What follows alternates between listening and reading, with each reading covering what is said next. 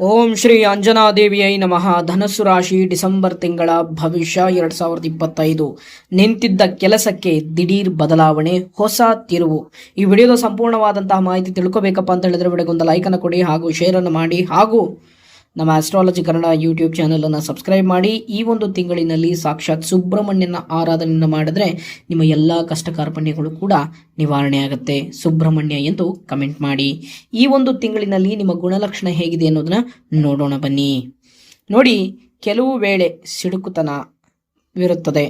ಹೊಸ ಯೋಜನೆಗಳನ್ನು ರೂಪಿಸುವಂತಹ ಹೊಸ ಕೆಲಸಗಳು, ಹೊಸ ಯೋಜನೆಗಳನ್ನು ರೂಪಿಸುವಂತಹ ಒಂದು ಮನಸ್ಥಿತಿ ನಿಮಗೆ ಬರುವಂತಹ ಸಾಧ್ಯತೆಯೂ ಕೂಡ ಇದೆ ಅನ್ನೋದನ್ನ ಇಲ್ಲಿ ಫಲಾನುಫಲಗಳು ಹೇಳ್ತಾ ಇರ್ತಕ್ಕಂಥದ್ದು. ಮತ್ತು ನಿಮ್ಮ ಮನಸ್ಸಿನಲ್ಲಿ ಏನ್ ನಡೀತಾ ಇದೆಯಪ್ಪ ಅಂತ ಹೇಳಿದ್ರೆ ಬಹಳಷ್ಟು ಬುದ್ಧಿವಂತಿಕೆಯನ್ನು ಉಪಯೋಗವನ್ನ ಮಾಡ್ತೀರಾ. ಯಾಕೆಂದ್ರೆ ಬಂದಿರುವಂತಹ ಸಂಕಷ್ಟಕ್ಕೆ ಬೀಸೋ ದೊಣ್ಣೆಯಿಂದ ಹೇಗೆ ತಪ್ಪಿಸಿಕೊಳ್ಬೇಕು ಅನ್ನುವಂಥ ಬಹಳಷ್ಟು ಆಲೋಚನೆಗಳನ್ನು ಮಾಡ್ತಿರ್ತೀರ. ಇದರಿಂದ ನಿಮ್ಮ ನಿದ್ರೆಯನ್ನು ಕೂಡ ನೀವು ಕಳ್ಕೊಂಡ್ಬಿಟ್ಟಿರ್ತೀರ. ಹಾಗಾಗಿ ಆ ರೀತಿಯಾದಂತಹ ಬಹಳ ಧೈರ್ಯದಿಂದ ಹೊಸ ಹೆಜ್ಜೆಗಳನ್ನು ಇಟ್ಟು ನೀವು ಆ ಕೆಲಸವನ್ನ ಯಶಸ್ವಿಯಾಗಿ ಮಾಡುವಂತಹ ಸಾಧ್ಯತೆಯೂ ಕೂಡ ಇದೆ.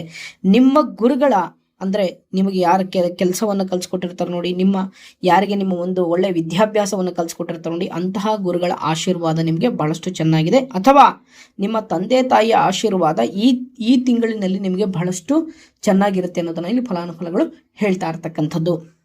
ಇನ್ನ ಮುಂದಿನ ವಿಚಾರಧಾರೆಯನ್ನ ನೋಡೋಣ ಬನ್ನಿ. ನೋಡಿ, ಉದ್ಯೋಗದಲ್ಲಿ ನೀವು ಕೆಲಸದಲ್ಲಿ ಸ್ವಲ್ಪ ಕಾರ್ಯನಿರತರಾಗಿರಬಹುದು. ಅಂದ್ರೆ ಬಹಳಷ್ಟು ಬ್ಯುಸಿ ಆಗ್ಬಿಟ್ಟಿರ್ತೀರಾ.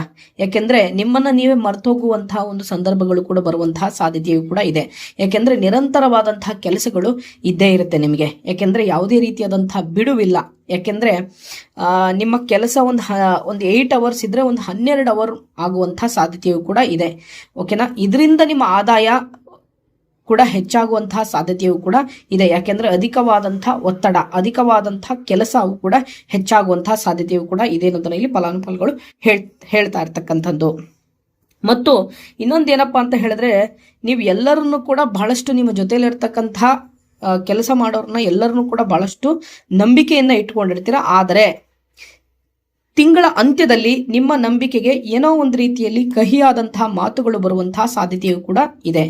ನಿಮ್ಮ ಜೊತೆಯಲ್ಲಿರ್ತಕ್ಕಂಥವ್ರು ಏನೋ ಒಂದು ಮಾತು ಹೇಳ್ತಾರೆ ಅಂತ ಹೇಳಿದ್ರೆ ಅದನ್ನ ಮನಸ್ಸಿಗೆ ಹಚ್ಕೊಳ್ಳಿಕ್ಕೆ ಹೋಗ್ಬೇಡಿ. ಯಾಕೆಂದ್ರೆ ಆ ಮನಸ್ಸಿಗೆ ಹಚ್ಕೊಂಡಷ್ಟು ನಿಮಗೆ ಕಂಟಕಗಳು, ಕಷ್ಟ ಕಾರ್ಪಣ್ಯಗಳು ಬರುವಂತಹ ಸಾಧ್ಯತೆಯೂ ಕೂಡ ಇದೆ ಅನ್ನೋದನ್ನ ಇಲ್ಲಿ ಫಲಾನುಫಲಗಳು ಹೇಳ್ತಾ ಇರ್ತಕ್ಕಂಥದ್ದು. ಇನ್ನು ಮುಂದಿನ ವಿಚಾರಧಾರೆಯನ್ನು ನೋಡೋದಾದ್ರೆ ಆರ್ಥಿಕ ಪರಿಸ್ಥಿತಿ. ನೋಡಿ, ಸ್ವಲ್ಪ ನಷ್ಟ ಆಗುತ್ತದೆ, ಎಚ್ಚರಿಕೆ. ಯಾಕೆಂದ್ರೆ ಇನ್ನೊಂದೇನಪ್ಪಾ ಅಂತ ಹೇಳಿದ್ರೆ ಅನಾವಶ್ಯಕವಾದಂತಹ ಖರ್ಚು, ಅನಾವಶ್ಯಕವಾದಂತಹ ಬೇಡದೇ ಇರತಕ್ಕಂತಹ ಖರ್ಚುಗಳಾಗುವಂತಹ ಸಾಧ್ಯತೆಯೂ ಕೂಡ ಇದೆ ಅನ್ನೋದನ್ನ ಇಲ್ಲಿ ಫಲಾನುಫಲಗಳು ಹೇಳ್ತಾ ಇರ್ತಕ್ಕಂಥದ್ದು. ಮತ್ತು ನಿಮ್ಮ ಹಣಕಾಸಿನಲ್ಲಿ ಯಾವುದೇ ರೀತಿಯಾದಂತಹ ಹಿಡಿತವೇ ಕೂಡ ಇರೋದಿಲ್ಲ. ಯಾಕೆಂದ್ರೆ ಬಹಳಷ್ಟು ಐಷಾರಾಮಿಯ ಮೇಲೆ ಬಹಳಷ್ಟು ಒಲು ಹೋಗುವಂತಹ ಸಾಧ್ಯತೆಯೂ ಕೂಡ ಇದೆ. ಮತ್ತು ಇನ್ನೊಂದೇನಪ್ಪಾ ಅಂತ ಹೇಳಿದ್ರೆ ನೀವು ನಿಮಗಲ್ಲದೆ ಬೇರೆಯವ್ರಿಗೂ ಕೂಡ ನೀವು ಖರ್ಚು ಮಾಡುವಂತಹ ಒಂದು ಸಂದರ್ಭಗಳು ಕೂಡ ಬರುವಂತಹ ಸಾಧ್ಯತೆಯೂ ಕೂಡ ಇದೆ. ಹಾಗಾಗಿ ನಿಮ್ಮ ಹಣಕಾಸಿನಲ್ಲಿ ಸ್ವಲ್ಪ ಜಾಗೃತರಾಗಿರಿ. ಒಂದು ಒಳ್ಳೆ ಬ್ಯಾಲೆನ್ಸ್ ಶೀಟ್ನ ರೆಡಿ ಮಾಡಿಕೊಂಡು ನೀವು ಹಣಕಾಸಿನ ವಿಚಾರದಲ್ಲಿ ಸ್ವಲ್ಪ ಆ ಬ್ಯಾಲೆನ್ಸ್ಡ್ ಆಗಿ ನಿಮ್ಮ ಹಣಕಾಸಿನ ಲೆಕ್ಕಾಚಾರ ಸ್ವಲ್ಪ ಚೆನ್ನಾಗಿರಬೇಕು. ಇಲ್ಲದಿದ್ದರೆ ಬಹಳಷ್ಟು ತೊಂದರೆಗೆ ಉಂಟಾಗುವಂತಹ ಸಾಧ್ಯತೆಯೂ ಕೂಡ ಇದೆ ಅನ್ನೋದನ್ನ ಇಲ್ಲಿ ಫಲಾನುಫಲಗಳು ಹೇಳ್ತಾ ಇರ್ತಕ್ಕಂಥದ್ದು. ಇನ್ನ ಮುಂದಿನ ವಿಚಾರಧಾರೆಯನ್ನು ನೋಡೋದಾದ್ರೆ ಉದ್ಯಮ.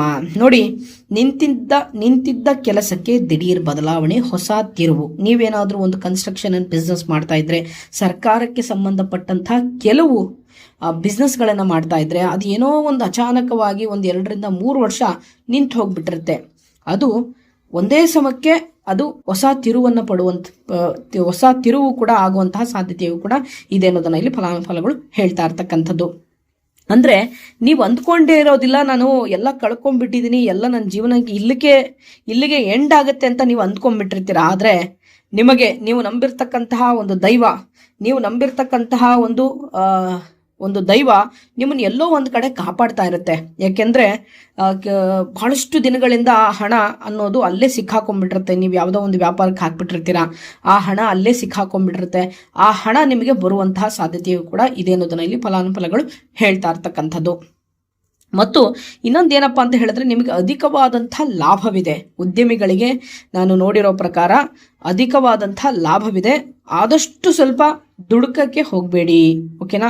ನೀವು ಸ್ವಲ್ಪ ದುಡುಕಿದ್ರೆ ನಿಮಗೆ ಅದೇ ಕಷ್ಟ ಇನ್ನೂ 2 ವರ್ಷ ಹೆಚ್ಚಿಗೆ ಆಗುವಂತಹ ಸಾಧ್ಯತೆಯೂ ಕೂಡ ಇದೆ. ಯಾಕೆಂದರೆ ಬರಬೇಕಾದಂತಹ ಹಣ ಎಲ್ಲವೂ ಕೂಡ ಬರುವಂತಹ ಸಾಧ್ಯತೆಯೂ ಕೂಡ ಇದೆ ಅನ್ನೋದನ್ನು ಇಲ್ಲಿ ಫಲಾನುಫಲಗಳು ಹೇಳ್ತಾ ಇರ್ತಕ್ಕಂಥದ್ದು.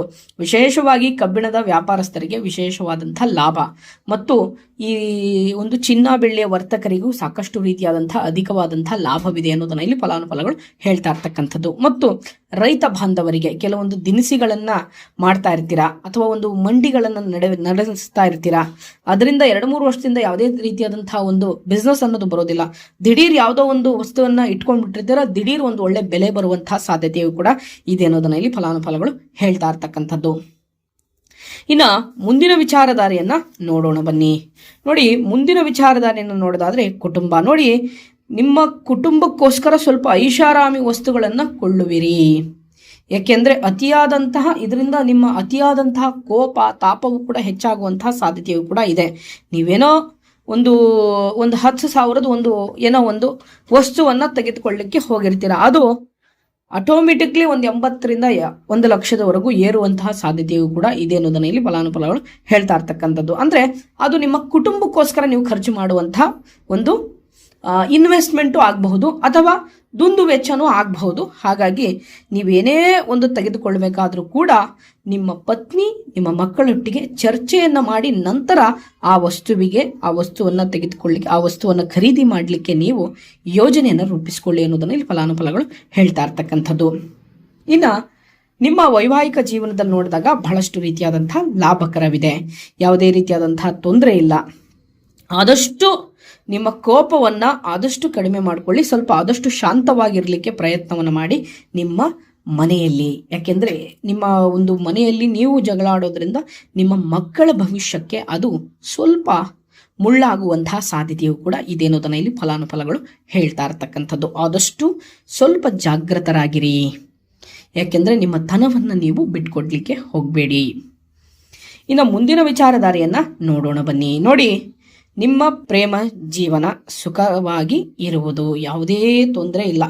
ಯಾಕಂದರೆ ಯಾರಾದರೂ ನಿಮ್ಮ ಲೈಫಲ್ಲಿ ಯಾರಾದರೂ ಬಂದು 3ನೇ ವ್ಯಕ್ತಿಗಳೇನಾದರೂ ಬಂದು ಏನಾದರೂ ಒಂದು ಚಾಡಿಗಳು ಹೇಳ್ತಾರೆ ಅಂತ ಹೇಳಿದ್ರೆ ಖಂಡಿತವಾಗಿಯೂ ಇಲ್ಲ. ಬಹಳಷ್ಟು ಸುಖದಾಯಕವಾದಂತಹ ಜೀವನ ಇರುತ್ತೆ. ಆದಷ್ಟು ಸ್ವಲ್ಪ ದೂರ ಪ್ರಯಾಣವನ್ನು ಮಾಡಲಿಕ್ಕೆ ಹೋಗಬೇಡಿ. ಪ್ರೇಮ ಜೀವನದಲ್ಲಿ ಇರ್ತಕ್ಕಂಥವ್ರು ಇನ್ನೂ ಮದುವೆನೂ ಆಗಿರಲ್ಲ, ಅವ್ರಿಗೂ ಮದುವೆ ಆಗಿರೋದಿಲ್ಲ, ಮದುವೆ ಆಗಬೇಕು ಅಂತ ನೀವು ಯೋಜನೆಯನ್ನು ರೂಪಿಸ್ಕೊಂಡಿರ್ತೀರ, ದೂರ ಪ್ರಯಾಣ ಹೋಗೋದ್ರಿಂದ ನಿಮಗೆ ಬಹಳಷ್ಟು ಕಂಟಕವಿದೆ. ಯಾಕೆಂದರೆ ನಿಮ್ಮ ಬಾಂಧವ್ಯಕ್ಕೆ ಸ್ವಲ್ಪ ತೊಂದರೆ ಆಗುವಂತಹ ಸಾಧ್ಯತೆಯೂ ಕೂಡ ಇದೆ ಅನ್ನೋದನ್ನ ಇಲ್ಲಿ ಫಲಾನುಫಲಗಳು ಹೇಳ್ತಾ ಇರ್ತಕ್ಕಂಥದ್ದು. ಆದಷ್ಟು ಸ್ವಲ್ಪ ದೂರ ಪ್ರಯಾಣವನ್ನು ಈ ಒಂದು ತಿಂಗಳಿನಲ್ಲಿ ಮಾಡಲೇಬೇಡಿ. ಇನ್ನು ಮುಂದಿನ ವಿಚಾರಧಾರೆಯನ್ನ ನೋಡೋಣ ಬನ್ನಿ. ನೋಡಿ, ನಿಮ್ಮ ಆರೋಗ್ಯ ವೃದ್ಧಿಗಾಗಿ ಸ್ವಲ್ಪ ರಕ್ತದಾನವನ್ನು ಮಾಡುವುದು ಉತ್ತಮ ಅನ್ನೋದು ಫಲಾನುಫಲಗಳು ಹೇಳ್ತಾ ಇರ್ತಕ್ಕಂಥದ್ದು. ಅಂದರೆ ನಿಮ್ಮ ದೇಹದಲ್ಲಿ ಯಾಕೆಂದರೆ ಕೊಡುವಂತಹ ಶಕ್ತಿ ಇದ್ದರೆ ಆದಷ್ಟು ಸ್ವಲ್ಪ ರಕ್ತದಾನ ಮಾಡಿ, ನಿಮ್ಮಲ್ಲಿರ್ತಕ್ಕಂತಹ ಎಷ್ಟೋ ದೋಷಗಳು ಹೋಗುತ್ತೆ. ಹಾಗಾಗಿ ನಿಮ್ಮ ಆರೋಗ್ಯಕ್ಕೆ ತಕ್ಕಂತೆ ವೈದ್ಯಕೀಯ ಸಲಹೆಯನ್ನು ಪಡೆದುಕೊಂಡು ನೀವು ರಕ್ತದಾನವನ್ನು ಮಾಡಿ ನಿಮಗೆ ಒಳ್ಳೆಯದಾಗುತ್ತೆ. ಇನ್ನೊಂದು ಜೀವನ ಕೂಡ ಉಳಿಯುತ್ತೆ ಮತ್ತು ನಿಮ್ಮ ಆರೋಗ್ಯವು ಕೂಡ ಬಹಳಷ್ಟು ಚೆನ್ನಾಗಿರುತ್ತೆ. ಯಾವುದೇ ಒಂದು ತೊಂದರೆನೂ ಕೂಡ ಬರೋದಿಲ್ಲ. ಆರೋಗ್ಯದಲ್ಲಿ ವೃದ್ಧಿ ಇರುತ್ತದೆ. ಓಕೆನಾ. ನಿಮಗೇನಾದರೂ ಸ್ವಲ್ಪ ಏಜ್ ಆಗಿರೋರಾಗಿದ್ದರೆ ಅವರಿಗೆ ಸ್ವಲ್ಪ ಸಣ್ಣ ಪುಟ್ಟ ರೀತಿಯಾದಂತಹ ಸುಸ್ತು, ಮೊಣಕಾಲು ನೋವು ಬರ್ಬೋದಷ್ಟೇ. ಅದು ಬಿಟ್ಟರೆ ಇನ್ಯಾವುದೇ ರೀತಿಯಲ್ಲಿ ತೊಂದರೆ, ಅಡ್ಡಿ, ಆತಂಕಗಳು ಇಲ್ಲ. ಇನ್ನು ಮುಂದಿನ ವಿಚಾರಧಾರೆಯನ್ನು ನೋಡೋದಾದರೆ ವಿದ್ಯಾಭ್ಯಾಸ. ಓದಿನಲ್ಲಿ ಸ್ವಲ್ಪ ಅನಾಸಕ್ತಿ ಉಂಟಾಗುವಂತಹ ಸಾಧ್ಯತೆ ಇದೆ. ಸ್ವಲ್ಪ ಆಸಕ್ತಿಯನ್ನು ತೋರೋದೇ ಇಲ್ಲ. ಹಾಗಾಗಿ ಬುಕ್ ಹಿಡ್ಕೊಂಡ್ರೆ ಸಾಕು ಏನೇನೋ ಆಲೋಚನೆಗಳು ಬರುವಂತಹ ಸಾಧ್ಯತೆಯೂ ಕೂಡ ಇದೆ ಅನ್ನೋದನ್ನ ಇಲ್ಲಿ ಫಲಾನುಫಲಗಳು ಹೇಳ್ತಾ ಇರ್ತಕ್ಕಂಥದ್ದು. ಇಷ್ಟು ಧನಸ್ಸು ರಾಶಿಯ ಡಿಸೆಂಬರ್ ತಿಂಗಳ ಫಲಾನುಫಲಗಳು. ನನ್ನ ವಿಡಿಯೋನ ಇಲ್ಲಿವರೆಗೂ ನೋಡಿದ್ದಕ್ಕಾಗಿ ತಮಗೆಲ್ಲರಿಗೂ ಧನ್ಯವಾದಗಳು. ಒಳ್ಳೆಯದಾಗಲಿ. ಸುಬ್ರಹ್ಮಣ್ಯ ಎಂದು ಕಮೆಂಟ್ ಮಾಡಿ. ಒಳ್ಳೆಯದಾಗಲಿ.